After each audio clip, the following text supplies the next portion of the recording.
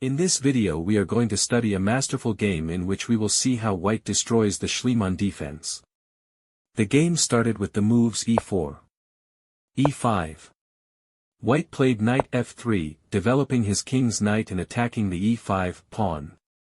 Black answered knight c6, developing the queen's knight and defending the e5 pawn. White played bishop b5, entering the Ruy Lopez opening. Now, Black played f5, entering the Schliemann defense. Black launches his side pawn into the attack and wants to capture the e4 pawn to destabilize the opponent's center. White played knight c3, developing the queen's knight and defending the e4 pawn. Black captured the e4 pawn. After knight takes e4, Black played d5, occupying the center with his pawns and threatening to capture the enemy knight. White played knight takes e5, removing an opponent's central pawn and increasing the pressure on the pinned knight on c6. Black played d takes e4, capturing the white knight. White responded knight takes c6, regaining the piece and threatening to capture the opponent's queen. Now, Black played queen d5, defending his queen and attacking the bishop on b5. White responded with c4, defending his bishop and attacking the queen.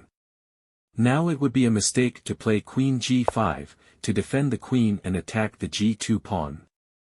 Since white answers d4, attacking the opponent's queen. After queen takes g2. White plays queen h5 check, goes on to counterattack and wins. For example, after g6. White plays queen e5 check and the black king will not resist many more moves. For example, in case of king f7, follows knight d8 checkmate.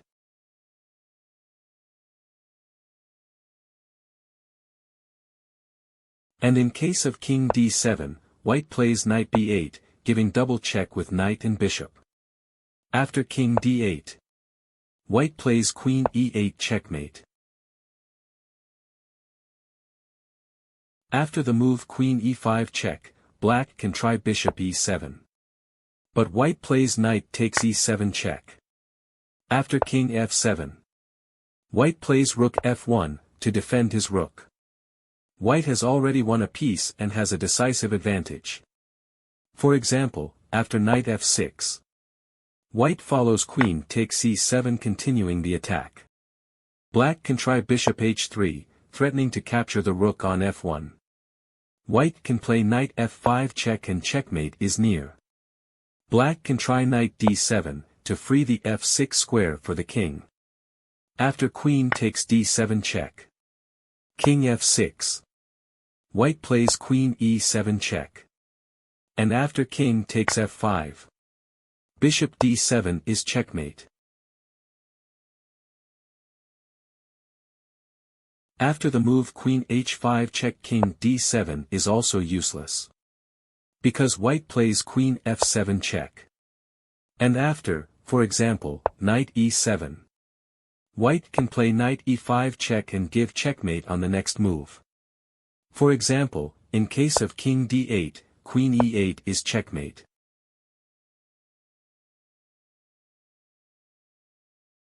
And in case of king d6, c5 checkmate. In the game, after the move c4, black played queen d6. White played knight takes a7 giving discovered check with the bishop. White threatens to capture the bishop on c8 with the knight. The game continued bishop d7. Bishop takes d7 check. Queen takes d7. White played queen h5 check. If black now plays king d8, white simply answers knight b5 and has an advantage.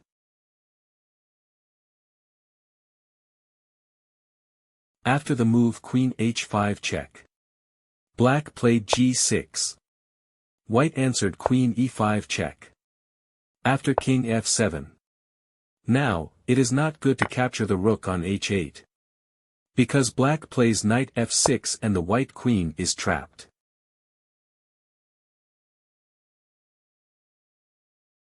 In the game, after the move king f7, white played knight b5, rescuing his knight and threatening to capture the pawn on c7.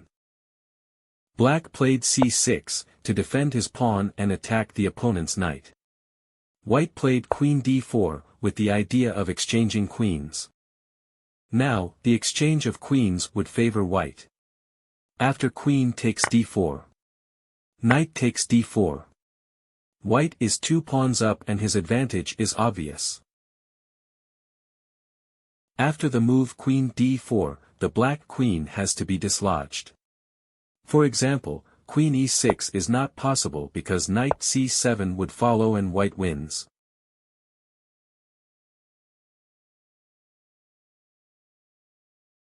In the game, black played queen e7. White played knight c3, retreating his attacked knight and threatening to capture the e4 pawn. Black played knight f6, developing his knight and reinforcing the defense of the e4 pawn.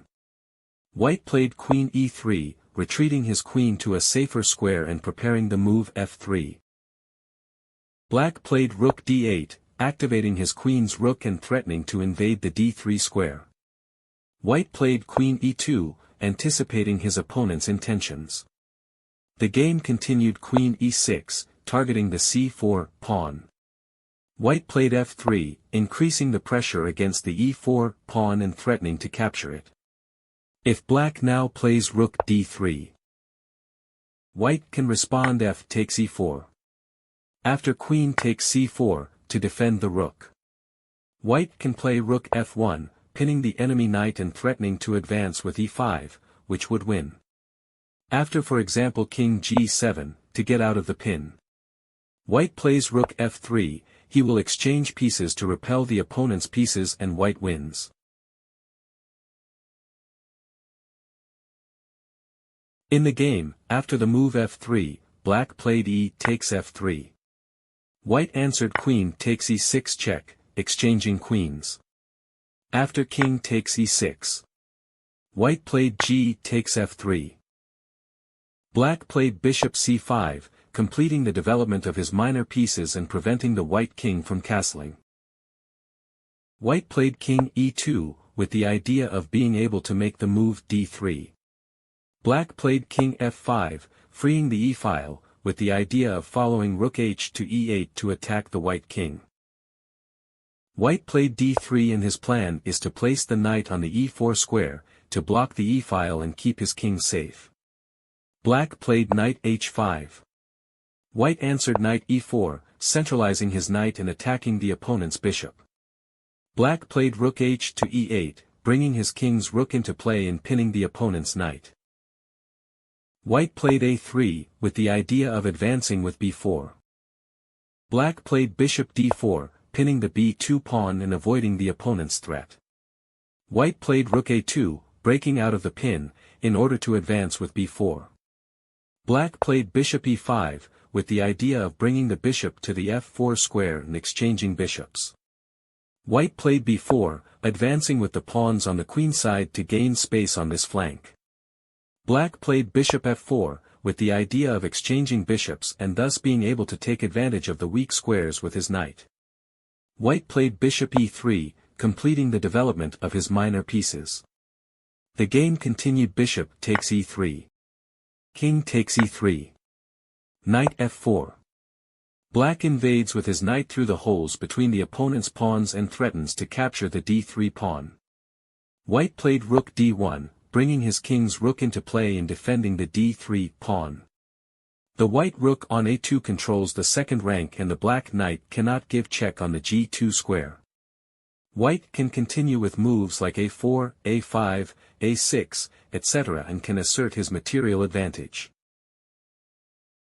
Now, black played knight d5 check. But white captured the opponent's knight. After c takes d5. White played c2 rook, occupying the open file with his rook. Black played e takes e4, capturing the white knight. White played f takes e4. And black resigned. A very instructive game in which we have seen how white destroyed the opponent's Schliemann defense.